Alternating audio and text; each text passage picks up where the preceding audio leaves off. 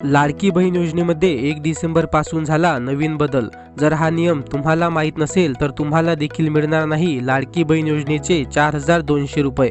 आता महाराष्ट्र राज्याचे मुख्यमंत्री यांनी लाडकी बहीण योजनेमध्ये नवीन बदल केला आहे। आता तुम्हाला 4200 रुपये एवढे मिळणार आहे। लवकरच तुम्हाला तुमच्या खात्यामध्ये 4000 रुपये पाहायला मिळणार आहे।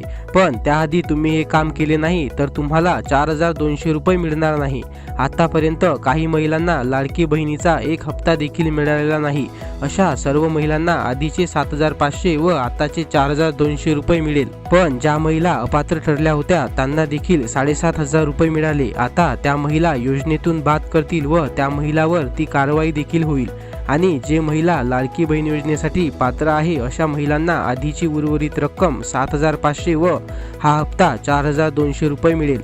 अशा महिलांनी जवळच्या पोस्ट ऑफिसमध्ये जाऊन आपली बँक आधार कार्डशी लिंक करून घ्यावी, तरच तुम्हाला खात्यामध्ये पैसे मिळेल। व हप्त्याची तारीख माहीत करून घेण्यासाठी तुम्ही आपले चॅनल सबस्क्राईब नक्की करा, कारण लाडकी बहीण योजनेविषयी तुम्हाला सर्व अपडेट्स आपल्या चॅनलवरती पाहायला मिळत राहील।